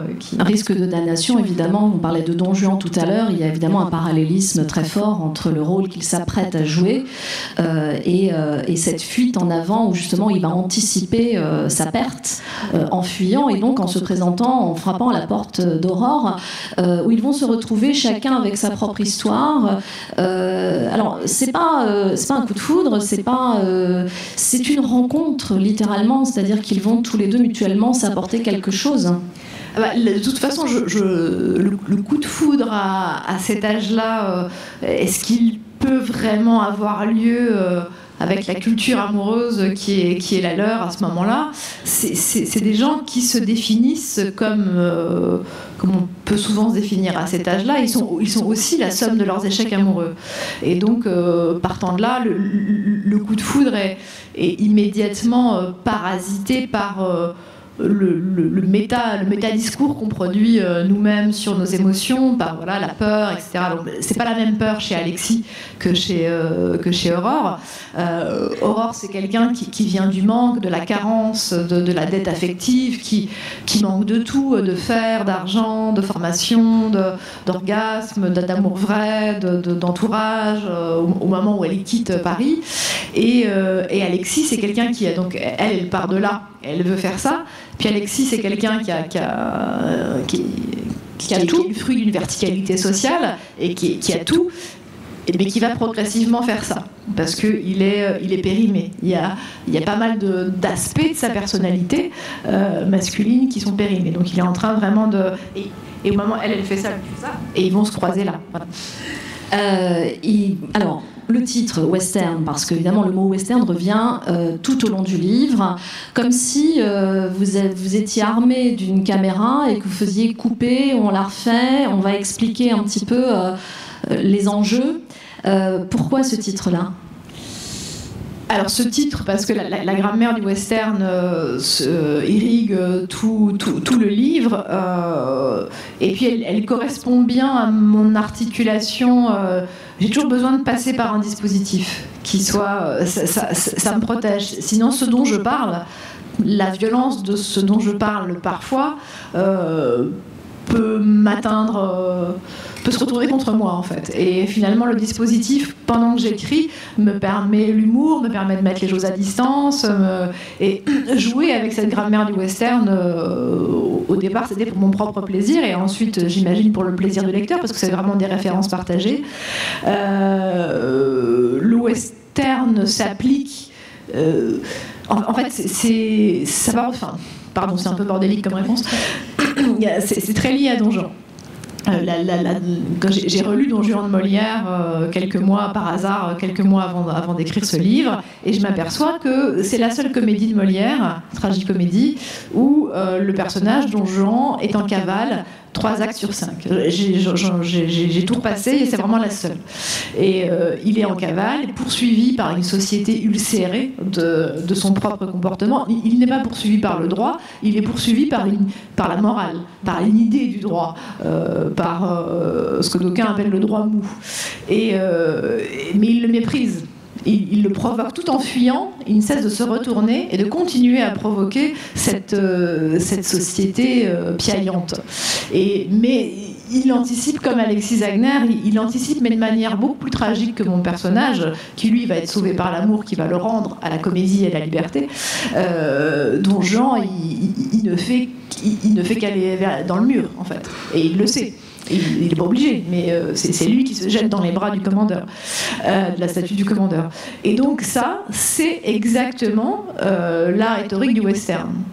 C'est-à-dire qu'il y a un moment, il y a une décision, il n'y a pas d'autre sens à la vie que l'arbitraire, il y a une décision désinvolte ou non, tragique ou non, de quitter quelque chose, et c'est cet arrachement-là qui projette le héros de western ou Don Juan vers quelque chose de très dangereux qui s'appelle le mouvement, la liberté. Et voilà, mes deux personnages subissent ce mouvement-là qui les qualifiait pour moi comme héros de western. Et en même temps, une des vertus de leur relation, c'est que comme ils ont chacun leur bagage, leur propre histoire, leur propre démon, quand ils se rencontrent au milieu de nulle part, ils n'ont rien d'autre à faire que d'être dans la vérité de l'instant et dans justement, comme dans le western, dans cet échange vrai, en réalité. Oui, exactement. Ce qui est propre au western, c'est les alentours. C'est toujours un désert. Et un désert métaphorique et réel. Et il faut toujours le peupler. Donc, ce qu'on apprend dans les westerns, en général, c'est progressivement, c'est d'où viennent les fuyards, puisqu'il faut peupler avec le conte, avec la nostalgie, avec des projections, et donc on se raconte, on se récite. Et puis je trouvais qu'il y avait, c'est une histoire d'amour, et il y avait, pour moi, il y a une érotique de la confidence, et de l'isolement que j'avais vraiment envie d'explorer, que j'avais pas tellement exploré dans mes livres jusque-là. Western, c'est le titre de votre livre, avec un très joli personnage qui est celui de Cosma, le petit garçon aussi, dont on n'a pas parlé mais qu'on va laisser découvrir les lecteurs. Merci beaucoup Maria Porcher. Merci à vous. Je vais demander à Luc Lang de me rejoindre. Luc Lang, dont le titre du livre est « Le récit du combat ». Bonjour Luc. On passe du western au combat des arts martiaux. Luc, ce livre nous emmène à l'époque de votre enfance, quand votre père vous fait découvrir l'art du judo comme un moyen aussi de se construire, de se rencontrer, de faire en sorte que les corps et les esprits se rencontrent. C'est une éducation plus encore qu'un art, j'ai envie de dire. Et ce petit garçon qui veut faire comme son père, qui veut faire du judo, va se voir refuser cette possibilité parce que la mère en décide autrement. Mais il va y avoir une autre rencontre avec un autre art martial qui est le karaté, et dont il va être question tout au long du livre, mais comme un prétexte, me semble-t-il, pour raconter autre chose. Et ma première question est celle-ci. Qu'est-ce qu'on raconte à travers le combat des corps ? Oui, bonjour à toutes et à tous. Heureux de vous retrouver pour celles et ceux que je connais, et heureux de vous trouver pour celles et ceux que je ne connais pas encore. Alors, tout d'abord, le récit du combat, c'est donc un récit, et ce fut un combat d'écrire ce récit du combat, parce que ça m'a pris presque 4 ans. Et j'ai choisi pour la couverture une peinture de Rubens, non pas que je sois fan de Rubens, loin de là, mais celle-ci en l'occurrence était vraiment très réussie. Et c'est Saint-Christophe, où il y a quelque chose comme une scène des forces réversibles, je dirais. C'est-à-dire que cet enfant, qui est Jésus, mais qui est un enfant surtout, choisit cet homme puissant et fort pour lui faire traverser le torrent, ou la rivière, comme on veut. Et cet homme, évidemment, va sentir le poids de cet enfant de plus en plus important au moment de la traversée de ce torrent, au point même de penser qu'il ne va pas y parvenir. Et cet enfant choisit cet homme parce qu'il est fort, et cet homme va tirer sa force de l'enfant qu'il porte. Donc c'est ce que j'appelle les forces réversibles, en ce sens que c'est l'enfant qui donne la force à l'homme. Et moi, j'ai rencontré mon Saint-Christophe, si j'ose dire, à l'âge de 5 ans et demi, à savoir que je découvre un homme qui accompagne ma mère dans ses vacances corses. Et donc, je découvre la force de l'homme, parce que je ne connaissais que le corps de ma mère et sa douceur. Et là, je découvre un autre corps, qui est le corps de l'homme, et qui est le corps d'un homme fort de surcroît. Et cet homme avec qui immédiatement j'engage le combat, mais au sens, je dirais, étymologique, c'est-à-dire je me bats avec. Combattere, se battre avec et non pas se battre contre. Même si dans le combat, il y a l'idée de l'adversité. Et je crois que Marie-Madeleine m'a parlé du mot grec qui m'a beaucoup plu sur la question de la discussion, on y reviendra. Et donc, je découvre donc ce corps, et je découvre cette force en me battant avec lui, mais je découvre surtout que cette force fait attention de ne pas me faire mal. Au contraire, elle accompagne ma tentative de l'affronter, et je m'aperçois très vite que cette force, finalement, va être ma force, c'est-à-dire cette force va me protéger. Cette force va être ma muraille, en fait, puisque j'ai bien compris que cet homme, ça va être l'homme qui va vivre avec ma mère, et puis que ça va être l'homme qui, 2 ans plus tard, va devenir mon père, en ce sens que on va décider de se choisir l'un et l'autre, et je vais l'appeler papa à ce moment-là. Donc, d'une certaine façon, cet homme est l'homme de ma vie. C'est mon Saint-Christophe. Et cet homme a en lui de la force, mais il n'a pas seulement la force, parce que la force, ça peut être aussi de la violence. et de la violence et de la peur. Et nous vivons aujourd'hui, je crois, et c'est aussi l'une des raisons du titre, nous vivons aujourd'hui dans la violence, que ce soit la violence sociale, que ce soit la violence économique, que ce soit la violence la plus crue en la guerre, qui est sur notre continent, mais aussi partout dans le monde. Nous en avons des nouvelles chaque jour. Donc nous vivons dans un monde particulièrement violent, et donc un monde qui génère la peur. Et le combat, tel que je l'éprouve à ce moment-là, avec cet homme, puisque chacune de nos vies est aussi un combat, ce que je découvre, c'est que cet homme a une culture, il a fait de sa force une éducation, parce que je découvre évidemment qu'il est maître de judo. Et à partir de là, il va modéliser pour moi ce que peut être justement l'organisation de cette force. Et comme disait Marie-Madeleine, j'ai d'un seul coup ma mère qui dit non, tu ne feras pas de judo parce que tu vas te faire mal au dos, les chutes, etc. Et donc elle me dirige vers la gymnastique, les agrès, où là le risque de chute il est épouvantable et mortel. Donc c'est quand même, le paradoxe est quand même très fort, d'autant que moi j'ai la peur du vide. C'est le vide au sens de l'espace, quelque chose qui me fait peur. J'aime bien être posé au sol. D'ailleurs, je trouve que l'avion est une pure abomination. Nous ne sommes pas faits pour voler. Seuls les anges ont des ailes. Et donc, ma mère veut que je vole, en fait. Et donc, j'ai beaucoup de mal à voler. Je suis un très médiocre gymnaste. Et je rêve évidemment d'avoir les pieds ancrés au sol et d'être judoka. Et ce qui est le paradoxe de tout ça, c'est que mes parents se sont rencontrés dans un dojo de judo. Ma mère pratiquait elle-même le judo, c'est quand même un comble. Et donc il va y avoir ce rendez-vous manqué avec l'homme de ma vie, qui est le rendez-vous manqué du judo. C'est-à-dire, je ne pratiquerai jamais le judo avec mon père.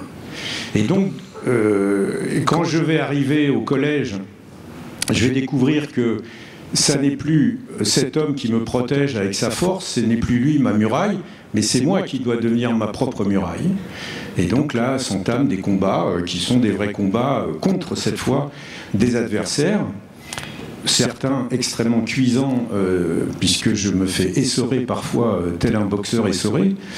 Et donc ensuite, c'est la vie qui commence, la vie d'adulte, avec cette découverte que la vie est violente, vivre est dangereux, et qu'il y a évidemment dans chacune de nos vies des épreuves, des tragédies, des mises à terre où l'on chute, et comment on s'en relève. Évidemment qu'on ne s'en relève pas toujours, ou du moins on met beaucoup de temps parfois pour s'en relever, et que évidemment, étant adulte, je vais enfin entamer une pratique des arts martiaux, et que cette pratique des arts martiaux, ça fait maintenant 38 ans que je pratique, eh bien, ça devient ce que j'appelle ma main courante pour ne pas tomber dans l'escalier, c'est-à-dire que, en fait, ça devient une espèce d'allégorie de ce qu'est mon rapport à la vie, c'est-à-dire un rapport à la vie qui est comme celle de chacune et chacun, un rapport souvent difficile, avec des épreuves, des tragédies, encore une fois des mises à terre, et que cette discipline que je m'impose chaque jour, eh bien, finalement, c'est ce qui va me permettre de me relever et de tenir debout. Alors vous parlez d'allégorie, c'est un travail, vous dites d'ailleurs de maïotique, mais au sens du corps. Pourquoi au sens du corps? Parce que finalement, on se rend compte à travers votre récit que le combat de l'esprit n'est pas indépendant de celui du corps. Au contraire, c'est une forme de bienheureuse association, et que cette discipline que vous évoquez, cette manière de travailler, de rendre l'invisible visible à travers le travail quotidien, devenir un élève, découvrir que obtenir la ceinture noire, ça n'est pas un aboutissement, mais le commencement du combat, finalement, a des similitudes à la fois pour la vie en général, mais aussi pour l'écrivain que vous êtes. C'est-à-dire qu'on retrouve la question de la discipline du corps et de la maïotique du corps dans l'écriture, comme tentative de surpassement, de compréhension du monde, de compréhension de soi. Oui, j'essaye de montrer qu'écrire, c'est physique. Parce que ce n'est absolument pas naturel de rester une journée entière à son bureau immobile. Et l'immobilité est un effort physique. Ça n'est pas un relâchement, justement. C'est une violence imposée à son corps. Et il faut que son corps soit, enfin pour ma part en tout cas, il faut que mon corps soit dans une condition physique parfaite pour que je trouve le tempo de mes phrases, que je trouve la pulsation de mes phrases. Et j'ai vraiment le sentiment, quand je suis fatigué, je ne trouve pas la pulsation des phrases, je ne trouve pas le rythme. Et donc ça, c'est l'un des aspects évidemment des choses. Et dans la question de la maïeutique, dans le combat, je montre bien que le combat, dans le cadre du dojo, c'est une conversation. C'est une conversation avec l'autre, et dans ce cas-là, c'est le combat au sens étymologique de se battre avec plutôt que contre, c'est-à-dire on engage une conversation où il s'agit de révéler à l'autre ses propres possibilités, hein, comme Socrate le fait quand il aborde le passant pour philosopher avec lui, et ça nous renvoie aussi à nous-mêmes dans la manière dont on va essayer de trouver en nous des ressources que l'on ne connaissait pas. Et évidemment, la question qui se pose pour moi à un moment donné, c'est que je ne suis plus seulement un fils, et je ne suis plus seulement l'élève du dojo, mais aux surprises, je deviens un père. Et là, c'est un pivotement de point de vue, c'est-à-dire que d'un seul coup, je me mets à essayer d'incarner cette force que j'ai rencontrée sur cette plage corse en découvrant cet homme. C'est-à-dire de prendre cette place-là pour devenir cette force qui va devenir cette muraille pour les enfants que j'ai, et j'en ai 4, donc c'est ma petite entreprise. Donc il va falloir que j'arrive à prendre cette place aussi, et avec cette obsession évidemment que le rendez-vous ne soit pas manqué cette fois, et que ça soit que je sois capable moi de leur transmettre ce que mon père n'a pas pu me transmettre sous l'interdit de ma mère. Le récit du combat, c'est le titre de votre livre, qui est à la fois un parcours de vie, un parcours d'écrivain, et comme vous venez de l'évoquer aussi, celui de la transmission d'un père à ses enfants. Un grand merci Luc Lang pour cet échange. Je vais demander à Olivia El-Kaïm de me rejoindre. Olivia El-Kaïm, le titre de votre nouveau roman « Fille de Tunis ». Ah, cette fille de Tunis, qui est-elle? Alors c'est bonjour à toutes et à tous. Ça pourrait être vous, mais c'est pas vous, c'est quelqu'un d'autre. Elle s'appelle Arlette. Arlette est une petite fille sauvage, indomptable, qui vit à Tunis, qui est cette petite fille qu'on imagine cheveux ébouriffés, tout le temps prête à faire les 400 coups, qui va tout le temps se rebeller contre tout et tout le monde. Cette petite fille va perdre son papa très très tôt, et on va d'ailleurs d'une certaine façon même lui reprocher la mort de son papa. Elle va, parce qu'elle est indomptable, très vite être mariée pour la canaliser, mais on ne canalise pas Arlette. Ce livre qui est raconté à 2 époques différentes, c'est-à-dire à la fois on suit le parcours d'Arlette et en même temps on est au présent à travers votre propre récit, eh bien c'est l'histoire de votre grand-mère, Arlette, une grand-mère tant aimée, admirée, et en même temps tellement complexe et tellement hors norme qu'elle va vous marquer pour toujours, et que vous allez décider d'enquêter sur ce qu'elle a été, ce qu'elle a vécu, qui pourrait d'ailleurs éventuellement vous éclairer sur quelque chose d'extrêmement personnel.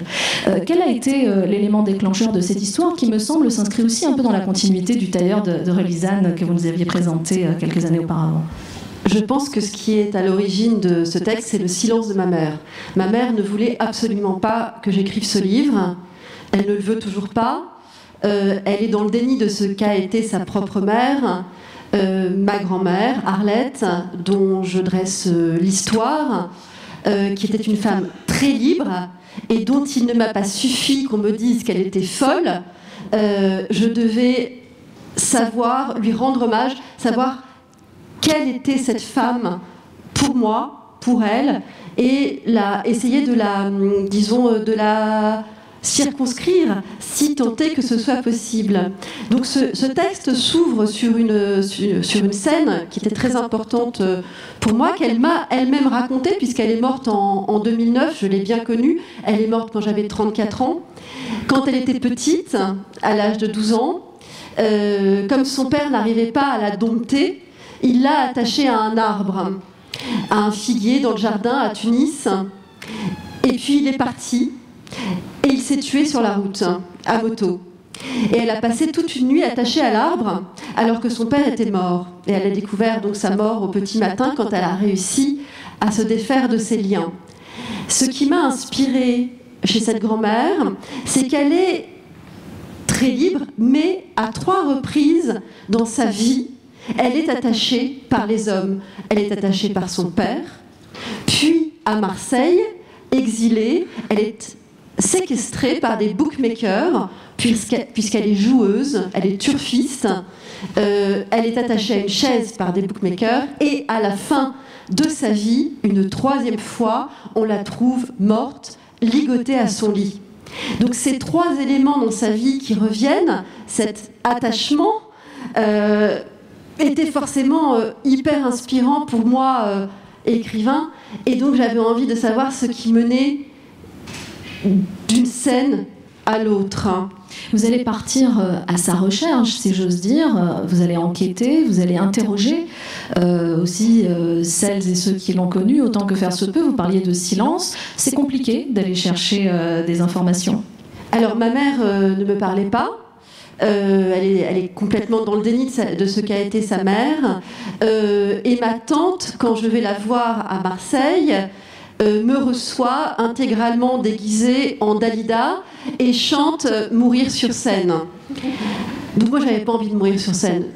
J'avais envie de creuser, donc j'ai retrouvé des vieilles tantes, des cousines, mais j'ai aussi creusé dans des archives familiales et des archives même militaires pour savoir qui était mon grand-père, qui étaient les gens qui l'ont entouré. Et ainsi, j'ai pu mettre des mots sur ce qu'elle a été, c'est-à-dire qu'Arlette, qui va se marier à Sauveur, ça ne s'invente pas, très jeune, va aussi très vite être envoyée par son mari s'installer à Marseille, étant donné que le contexte à Tunis, évidemment, s'est envenimé, et que donc il pense que c'est une bonne idée de l'envoyer seule s'installer presque en éclaireur à Marseille. L'histoire d'Arlette est intimement liée à l'histoire de la décolonisation. Elle naît à Tunis, et en effet, son mari, à la fin du protectorat à Tunis, l'envoie à Marseille. Et là, c'est la dégringolade. On va cavaler avec Arlette dans un monde de voyous, dans le monde du jeu. Sauveur est resté à Tunis, il ne se rend pas compte que sa femme va complètement partir dans un monde de jeu et d'alcool et un monde masculin. Et ça va être terrible quand il va arriver à Marseille. Alors, c'est un personnage quand même exceptionnel. C'est un personnage de film, Arlette, parce que elle va tomber dans ce monde de la pègre et du jeu. Alors, elle a le goût des belles robes, elle a le goût de la grande vie. C'est pour elle une manière d'être plus grande que la vie, c'est-à-dire ce syndrome qu'elle a déjà toute petite qui fait que son père l'attache. C'est qu'elle est indomptable parce qu'elle a soif de vie, d'intensité, de passion, et qu'elle va la trouver dans le jeu, même si elle va la payer le prix fort, au sens propre comme au figuré. C'est un personnage solaire, mais c'est aussi un personnage qui joue, qui boit, qui espère trouver une issue dans le jeu. Or, en fait, c'est un personnage tragique qui court à sa perte. À plusieurs moments dans le récit, j'ai envie de l'arrêter et de lui dire « Arrête, mamie, tu déconnes !» Tu vas tout rejouer là, tu vas rejouer tout ce que tu as gagné et tu vas nous mettre sur la paille. Et en fait, évidemment, j'arrive pas à l'arrêter parce que c'est son destin, elle va se fracasser. Je me suis pas, concertée avec Agatha, mais moi aussi j'ai apporté un objet. J'ai apporté une pince à encocher, qui est un objet fétiche qui n'existe plus, un objet fétiche des joueurs de PMU, que que ma grand-mère rangeait sous une icône de la Vierge Marie. Parce qu'elle espérait sans cesse se refaire, comme en fait on espère se refaire une vie, mais elle n'y est pas parvenue, malgré ses tentatives. Alors, autre personnage extraordinaire, arrive Sauveur et il découvre que dans la vie d'Arlette, il y a un certain Jojo. Jojo, le compagnon flambeur avec qui elle va justement parier, jouer, etc., mais qui est aussi son protecteur. Et là, c'est quand même extraordinaire. Je parlais de personnages de film, ils vont vivre un truc incroyable. Bon, alors, je vous dis que ma grand-mère a fait un ménage à 3 toute sa vie, des années 60 à sa mort, enfin à la mort de mon grand-père en 93. Et donc, quand j'étais une petite fille, en fait, quand j'allais passer mes vacances à Marseille, il y avait mon grand-père, Sauveur, et il y avait ce Jojo. Qui est Jojo? Jojo, c'est Jojo. Personne ne vous dit jamais qui est Jojo. Donc moi, quand je suis une petite fille avec mes petites nattes et en maillot de bain Mickey, je sors de la petite piscine gonflable, je grimpe sur les genoux de Jojo et je dis « Mais toi, Jojo, t'as pas de femme ?» Et là, bon, ma grand-mère se tasse dans son fauteuil, s'allume une clope, boit, se resserre un petit whisky. Ma mère me dit « Retourne jouer à la piscine » et mon grand-père sort de table, monte dans le jardin, sort sa carabine, tire un pigeon et dit « Ta gueule !» Bon, ben voilà, j'écris ce livre pour pas dire ma gueule et pas fermer ma gueule. Hein.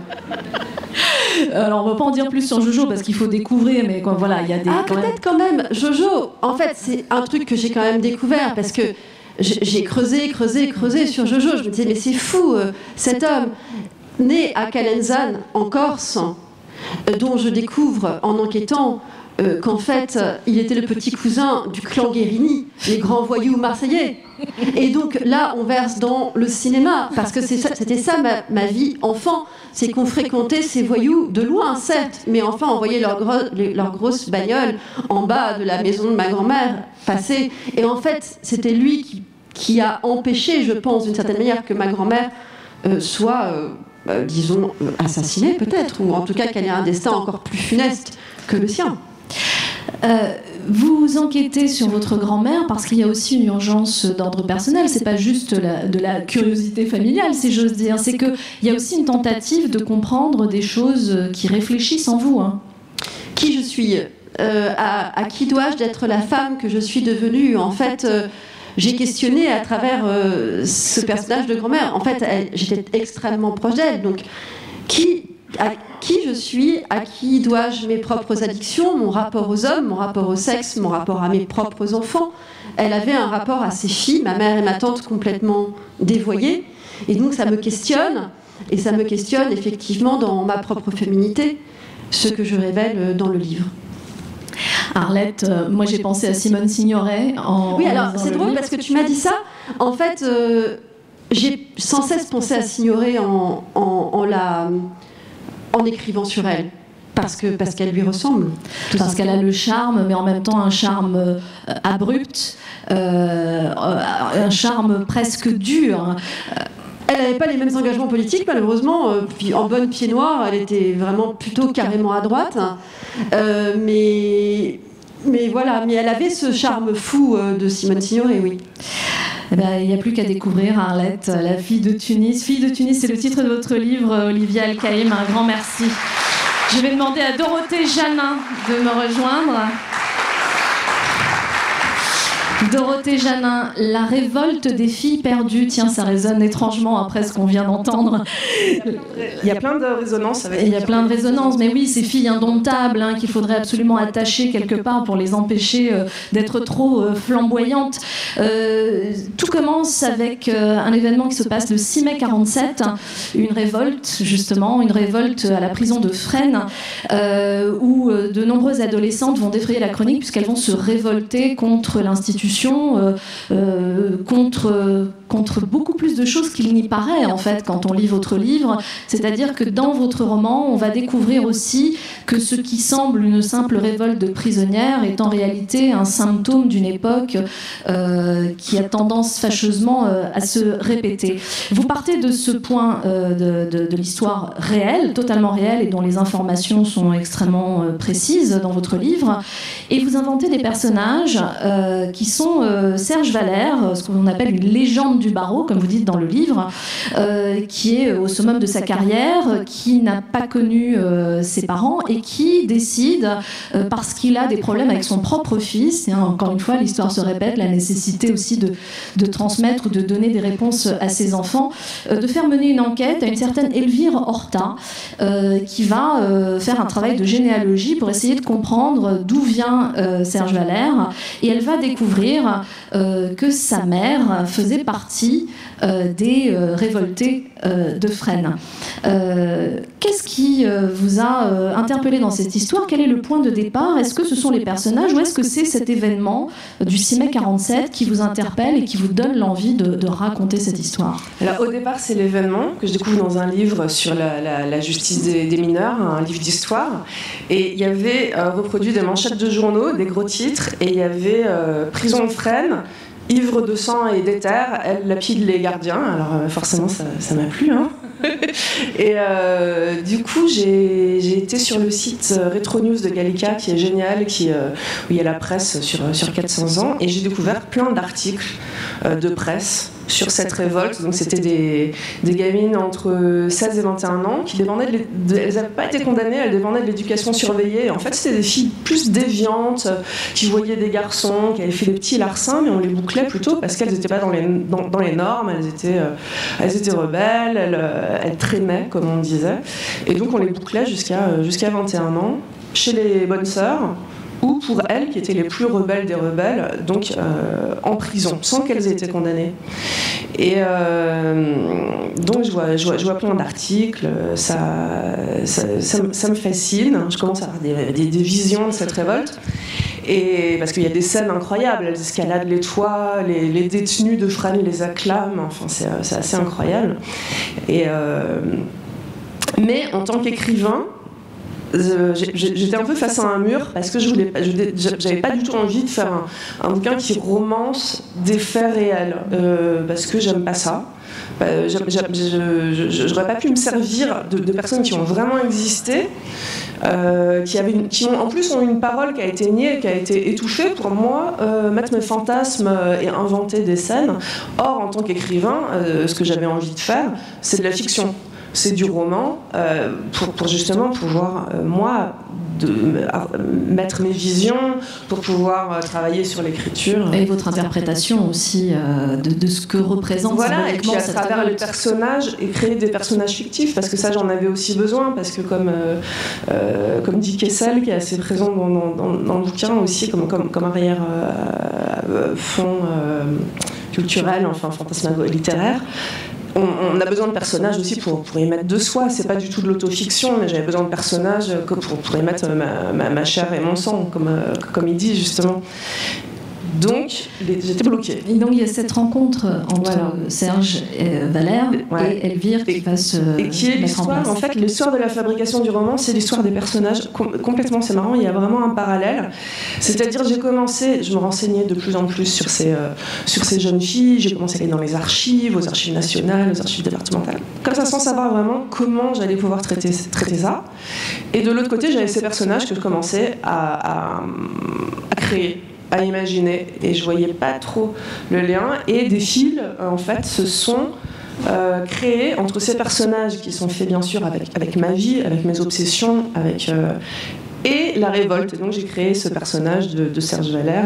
Alors Serge Valère et Elvire Horta sont très différents, et pourtant il y a beaucoup de choses qui les unissent, puisque un des fils conducteurs de cette histoire, au-delà de la question de la révolte des jeunes filles, qui est un sujet qui va être traité aussi à l'aune du présent, c'est la question de la filiation, de l'héritage et de la transmission. Serge Valère est réticent au départ, il défend défend le fait de le faire pour son fils et non pas pour lui. Lui semble moyennement intéressé en réalité. Évidemment, les choses sont plus complexes que ça. Et Elvire est quand même une personne qui va enquêter, qui elle-même est orpheline, qui va enquêter sur les origines de Valère, tout en ayant elle-même une impossibilité d'enfant, donc une impossibilité de transmission. Donc il y a aussi ce fil-là de d'où l'on vient, qu'est-ce qu'on transmet et comment on s'accommode avec ce qu'on découvre. Oui, en fait, c'est deux personnages qui sont en perte d'identité parce que lui est un homme, mal alpha, avocat, ténor du barreau, qui arrive à 65 ans, qui a toujours été un grand amoureux, enfin un don Juan, et là ça lui glisse entre les mains, et son fils fait une énorme dépression à la Panayotis, un peu les belles dépressions. Il se retrouve à Sainte-Anne, et donc un psy, pas de Sainte-Anne, un autre, lui conseille de faire cette enquête généalogique pour combler en fait les silences, les vides de sa généalogie. Donc, avec réticence, il enquête sur sa mère, qui était sa mère, qu'il a, on ne sait pas, abandonnée, laissée. Est-ce qu'elle a été obligée? Et Elvire, elle, donc, qui est orpheline de père, qui est enfant, même plus qu'orpheline, parce qu'elle est enfant posthume. Elle est née après la mort de son père. Elle est assez obsédée par le passé, par son passé familial, qui est à la fois glorieux et tragique, on va dire. Et elle a toujours voulu transmettre ça par la filiation. Et elle aussi, elle a construit sa féminité et son individualité à travers la transmission, à travers les hommes, à travers l'idée d'avoir un enfant. Elle se retrouve à 40 ans, elle se rend compte qu'elle ne pourra pas avoir un enfant.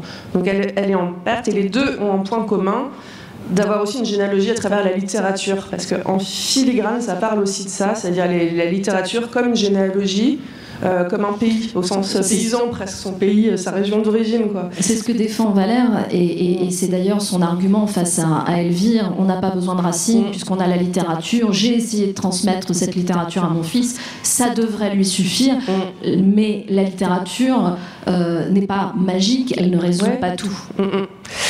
Et oui, et finalement c'est là où ils se rejoignent, c'est-à-dire qu'on ne peut pas fermer les yeux sur le passé. Lui est quelqu'un qui veut un peu être démurge de lui-même, complètement accroché au présent, à l'action, à l'impact qu'on a sur la vie des autres. Elle est plus intérieure, plus traversée par l'histoire des autres. Alors il y a tous les passages évidemment d'enquête, encore une fois, qui sont très documentés avec des faits réels. Et elle découvre toute une sémantique de cette révolte qui est aussi à la fois symptomatique, semble-t-il, de l'époque, mais finalement pas tant que ça, puisque finalement la littérature change dans la manière de parler, mais le fond reste le même. On parle de ces jeunes filles ivres de vin et de sang, des bacchantes en fait. Voilà, d'ailleurs j'ai failli, j'aurais aimé l'appeler aussi Les Bacchantes, puis le titre a été pris récemment. Et oui, il y a ça en fait. D'ailleurs la presse de l'époque parle de Saturnales truandes, de sabbat, de d'hystérie collective. Et moi j'ai pas commencé à faire ce livre en ayant une théorie, en voulant avoir un propos sur la féminité, sur tout ça. Sauf que finalement, le livre, on a un par l'histoire de ces filles une à une, parce que j'ai enquêté sur leur histoire de ces filles, pas de chacune d'entre elles, mais vraiment. Et aussi la presse de l'époque, on se rend compte de la condition féminine, qui était quand même assez récent. Mais c'est l'horreur de l'interdiction de l'avortement, où tous les jours dans les journaux, il y a des infanticides, il y a des femmes qui meurent de septicémie, et l'intériorisation, à l'époque, c'était pas une intériorisation, c'était vraiment la honte qu'on faisait peser sur ces jeunes filles, et plus que la honte, l'enfermement, parce qu'elles avaient une sexualité, parce qu'elles avaient un désir de liberté. Et c'est en ça qu'il y a un lien avec le personnage principal, où finalement, cet engrenage social a été... ces pesanteurs sociales ont été intériorisées, et donc la question de la honte, en fait, de l'intériorisation de la honte pour les gens en général. En général, je pense qu'on a tous à faire beaucoup avec la honte, et c'est un peu l'histoire d'une vie de s'en libérer. Mais pour les femmes, d'une façon particulière, et d'une façon particulièrement liée à la sexualité, à la liberté et à l'obéissance, parce que ces filles sont des rebelles, et c'est ça qu'on leur reproche. C'est en quelque sorte un hymne à la liberté aussi. La révolte des filles perdues, c'est le titre de votre livre. Merci beaucoup, Dorothée Jamart. Merci à vous, merci. Je vais demander à Negar Djawadi de me rejoindre. Negar Djawadi, bonjour. Le titre de votre livre, La dernière place, oui. C'est le premier d'une nouvelle collection, des nouvelles du réel. Vous inaugurez donc à travers une histoire, il faut bien le dire, tragique et douloureuse, à la fois sur un plan historique et sur un plan social et humain.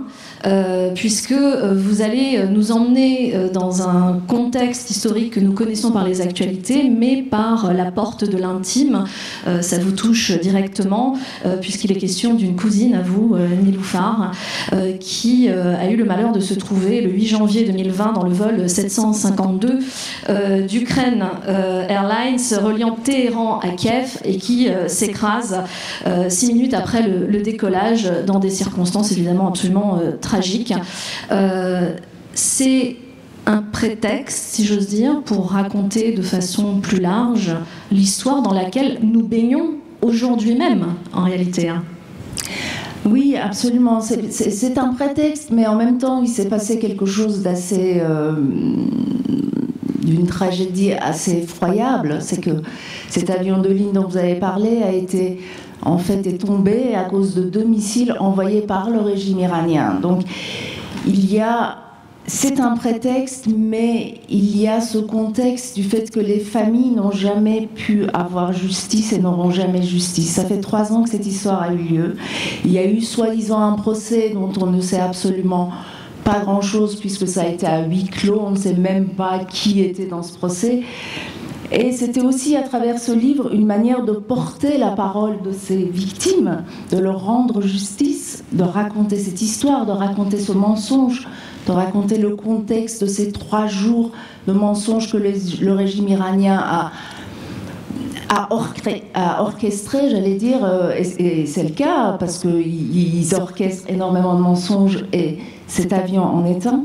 Donc c'était à la fois les deux, raconter le régime, raconter comment ce régime entre dans la vie des gens, rentre dans l'intimité des gens, les empêche même d'aller enterrer leurs morts, puisque les cercueils ont été réquisitionnés par le régime, et ceux qui étaient binationaux, parce que dans cet avion, il y avait à la fois des Iraniens, il y avait beaucoup d'Iraniens, et parmi ces Iraniens, il y avait énormément de binationaux, puisque l'avion partait de Téhéran pour aller à Kiev et de Kiev aller à Toronto.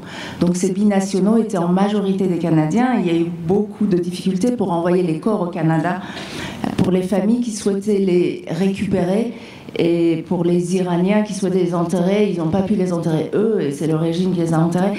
Bref, donc c'est un contexte très complexe, à la fois intime, à la fois politique, à la fois ça nous concerne parce que à l'origine de tout ça, il y a la mort de Rossem Soleimani, qui était le numéro 2 du régime iranien, qui a été tué en Irak par un drone américain. Donc il y avait une sorte de duel entre Soleimani et Trump, et finalement c'est Trump qui a emporté la mise. Donc Soleimani meurt le 3 janvier, et c'est le 8 que l'avion tombe.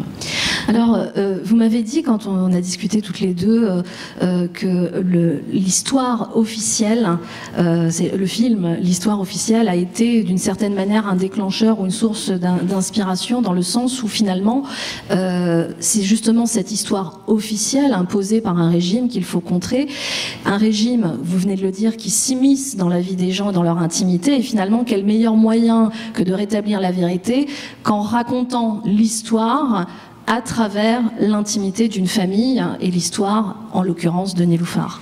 Oui, en effet, vous faites référence à ce film, et c'est le terme de l'histoire officielle qui m'a... Parce que j'ai vu ce film, je dois avoir 13-14 ans, je crois, quelque chose dans ce coup-là. J'étais au collège et la professeure d'espagnol nous a dit « Allez voir absolument ce film » qui parle des enfants volés en Argentine. Donc, c'est le terme même. L'histoire officielle, le film a eu l'Oscar et voilà, il n'y a rien à en dire. C'est un film assez poignant. Mais moi, pour la première fois, je me suis dit, tiens, nous aussi, moi aussi, l'histoire avec un grand H de ce pays qu'est l'Iran a toujours été une histoire officielle racontée par les autorités du pays. Donc le Shah à une époque et les Shahs qui ont précédé celui-là et le régime islamique. Et on n'a jamais eu vraiment accès à notre histoire de façon j'allais dire objective même, parce qu'il y a toujours des personnages qu'on a enlevés des livres d'histoire dont on ne voulait pas parler, des événements qu'on a traficotés pour arranger le pouvoir. Bref, donc c'est très difficile d'accéder à l'histoire de l'Iran de façon claire. Et l'histoire, ces petites histoires-là, on fait partie. C'est pas l'histoire de l'Iran, bien sûr, mais c'est les petites histoires dont je parle. Et la chute de cet avion en est une. Donc on n'aura jamais vraiment accès à cette histoire-là. Et le livre pouvait s'écrire à partir de là. Un livre pouvait s'écrire à partir de là. Oui, parce qu'à défaut de pouvoir raconter l'histoire de l'Iran, vous racontez l'histoire des Iraniens à travers la famille. Et c'est peut-être le meilleur moyen de toucher du doigt la vérité. Oui, absolument, parce que en fait, c'est toutes ces petites histoires qu'on empêche d'être racontées. Ce n'est pas les grandes histoires, les grandes lignes, on les a, mais c'est l'histoire des individus, de comment les uns et les autres ont vécu la révolution, de comment dans les familles on a vécu la guerre Iran-Irak, de comment on a perdu un fils, comment on a perdu...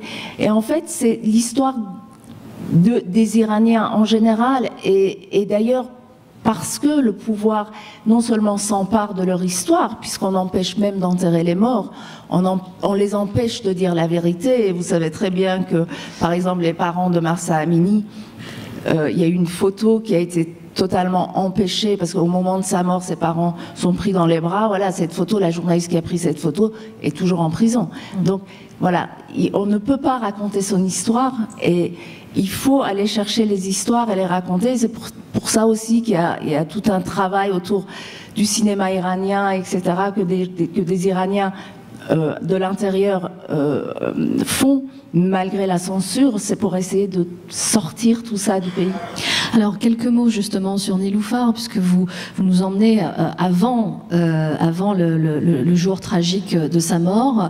Vous nous racontez qui elle est, cette petite fille, un peu timide, mais très douce, très tendre, très généreuse. Et vous racontez son parcours, parce que c'est une manière de ne pas la limiter justement à cet instant, à cette date, mais de refaire sa jeunesse, c'est-à-dire qu'avec la mort de Niloufar, c'est la mort d'une histoire, en réalité, de quelqu'un qui a vécu. Et Niloufar est ma cousine, et à côté de ça, je vais vous dire, sa famille a quand même une sacrée histoire. C'est que Niloufar est la 5e d'une fratrie de 6. Et vraiment l'histoire, autant mes parents, moi aussi, étaient des opposants politiques, et finalement, voilà, je suis là, et cette opposition a abouti à cet exil et à ma présence ici. Donc il y a...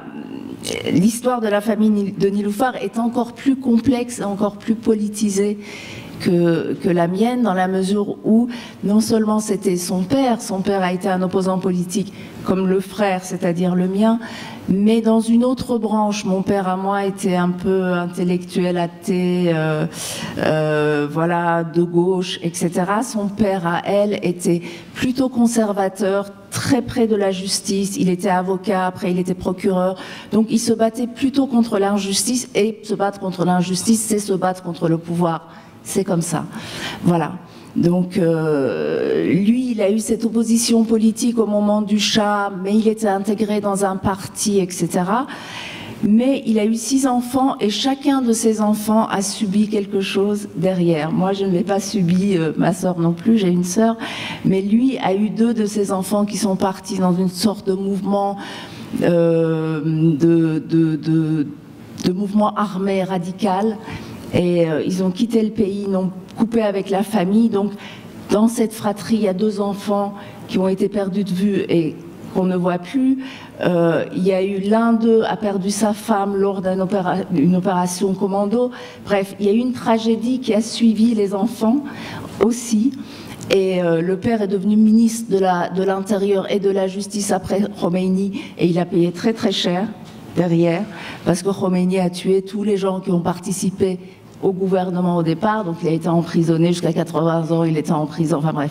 Donc lui, il a payé très très cher et ses enfants ont vraiment porté le combat du père et on l'ont tous payé. Bon, il y avait 3 qui échappaient, c'est-à-dire les 2 sœurs de Niloufar et Niloufar qui avaient échappé à cette espèce de tragédie, de lignée de tragédie, et puis Niloufar non plus n'échappe pas à ça. Elle est rattrapée. Cet avion, voilà. Elle est rattrapée par le destin et cette mécanique du destin que vous décrivez d'ailleurs presque heure par heure sur comment elle a choisi elle-même d'ailleurs cet avion puisqu'elle ne devait pas prendre cet avion et que la mécanique du destin s'est mise en route.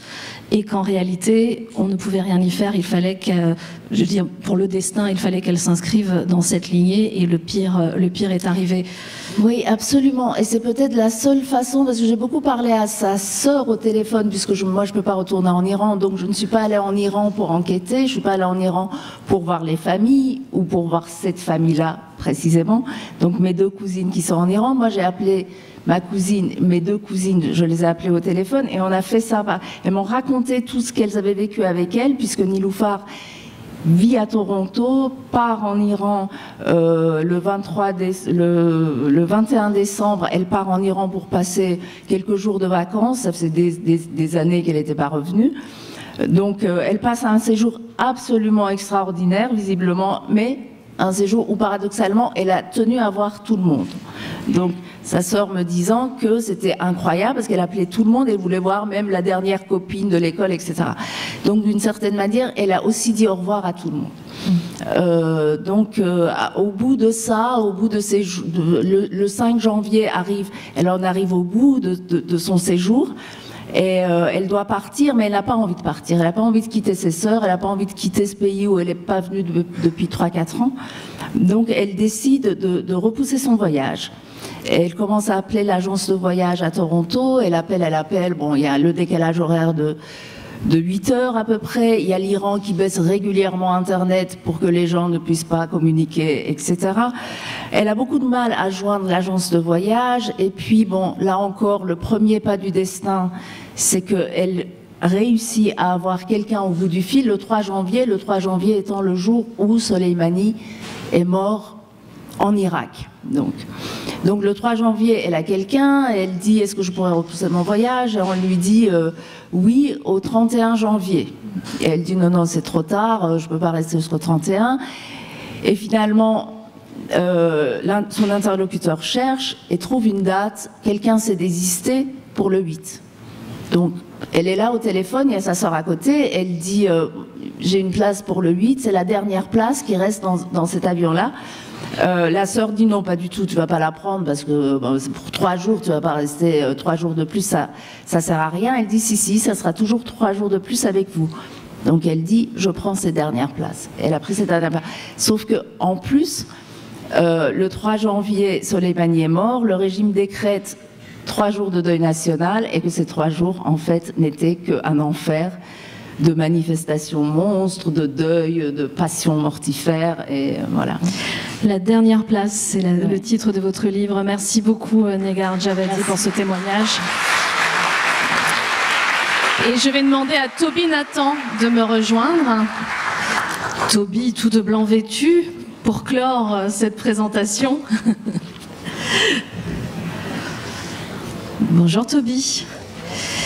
Et si c'était une nuit ? Bonjour, bonjour. Bonjour à chacun, à tous. Et si c'était une nuit, nous emmène... je parle d'un temps que les moins de 20 ans ne peuvent pas connaître. Nous sommes en 1968.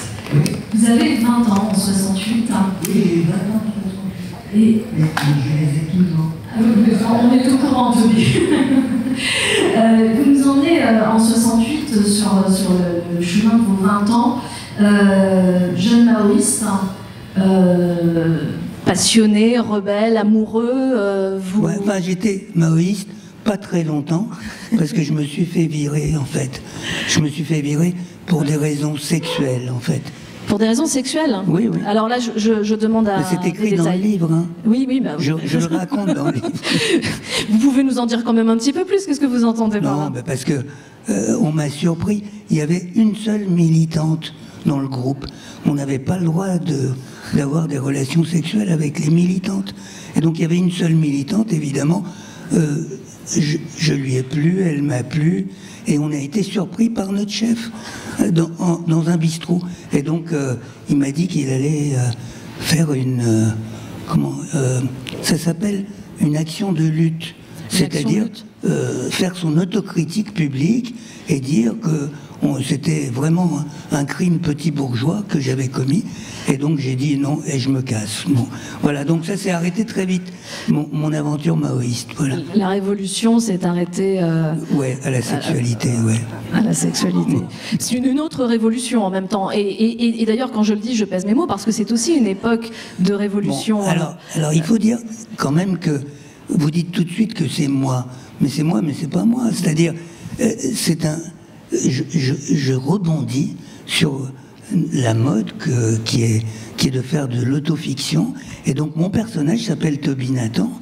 Alors on croit que c'est moi, parce que c'est comme ça que je m'appelle. Mais en fait, c'est pas moi. Et donc on s'en rend compte au fur et à mesure. Et donc c'est une sorte de piège que je tends au lecteur, puisqu'il rentre dedans et puis il se laisse embarquer. Il dit il raconte son mai 68.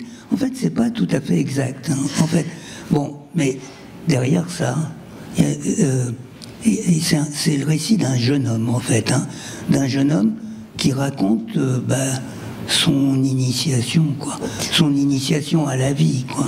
Et donc il rentre là-dedans. Et c'est, vous savez, en mai 68, moi j'ai des souvenirs très très chauds hein, de mai 68. J'avais 20 ans. Donc qu'est-ce que vous voulez faire quand vous avez 20 ans en 68? On était sur les barricades, tous. Enfin, presque tous, quoi. Et qui y avait sur les barricades, en fait? Eh ben, c'était des gens c'était des migrants, en fait. Hein. C'est-à-dire des gens, soit des enfants des survivants de la Shoah, c'était nos chefs. Nos chefs, ils étaient tous enfants de survivants de la Shoah, hein, vous savez, les chefs de mai 68. Danny Cohn-Bendit, Jesmar, tout cela, Krivine. Il y avait un séfarade aussi, Ben Saïd. Donc, tout ça, c'était les chefs. Mais nous, la piétaille, moi j'étais un militant, hein. J'étais pas du tout un chef. Hein. Militant, ça vient de miles, militis, en latin, qui veut dire soldat sans cheval. Moi, j'avais pas de cheval, mais j'avais une mobilette. Et donc, c'était mai 68, c'est-à-dire des gens qui étaient en rupture avec leur monde. C'est pour ça que je dis des migrants. Alors, il y avait des migrants comme moi je venais d'ailleurs, et puis il y avait des migrants de l'intérieur, c'était la migration agricole, les gens que, vous savez, la première génération, c'était des agriculteurs, ils étaient à la campagne, catholiques. La deuxième génération, c'était des ouvriers, ils étaient à la ville, cégétistes. Et la troisième génération, c'était nous. Et donc, on était un peu perdus, en déshérence, comme ça, et on a été capturés par une idéologie montante comme ça. Et c'est ça que je raconte, et c'est ça qui m'a passionné de raconter. Voilà, c'est ça le bouquin. C'est raconter une époque. C'est un peu une course, hein. C'est une course effrénée, c'est le récit d'une époque où, comme vous le dites, tous ces mondes et ces milieux se rencontrent à la croisée des chemins, et comment vous vous construisez en pleine révolution dans le basculement du monde. Hein. Alors là, je me suis un peu inspiré de mon histoire, parce que le personnage, c'est un peu moi quand même, hein, mais c'est pas... Bon, vous rassurez. Je me suis un peu inspiré de mon histoire, c'est-à-dire que moi, je venais d'un autre monde, hein. Je venais d'Égypte, et j'étais là depuis 10 ans, hein, puisque je suis arrivé à 9 ans en France, hein, et un peu plus même, presque 10 ans. Et donc, j'étais déjà là depuis 10 ans, et d'ailleurs, De Gaulle, on lui a dit 10 ans, ça suffit. C'était 68, hein. Et on lui a dit 10 ans, ça suffit, et moi je me disais, ouais, 10 ans, ça suffit aussi, hein. Et donc, je me disais, qu'est-ce qui se passe, quoi. Et donc, on voyait à la fois cette espèce de révolution qui était en train de se passer, et en même temps, on regardait en arrière, et on était tous d'un noyau différent, quoi. Et ça, cette espèce de distance entre le noyau qui était... Bon, alors je décris parce que ma mère, quand on est arrivé en France, elle a sombré dans une dépression, elle s'en est jamais remise. Vous savez, elle est rentrée dans un appartement d'un HLM à Gennevilliers et elle n'en est plus sortie. Elle sortait même plus pour faire ses courses. Rien, quoi. C'était terminé. Quant à mon père était déjà... Il planait, quoi. Il planait déjà en Égypte, mais là, ça s'est vu beaucoup, hein, en France. Et donc, c'était plus mes parents, quoi. On n'avait plus rien à voir ensemble. En même temps, je les aime beaucoup, hein. On ne s'est pas fâchés, rien du tout, mais c'était... Moi, j'étais dans un autre monde, et on n'était plus... Vous avez réussi à rentrer dans ce nouveau monde dans lequel vos parents n'ont pas pu suivre, en fait. Réussi à entrer, obligé d'entrer, voilà.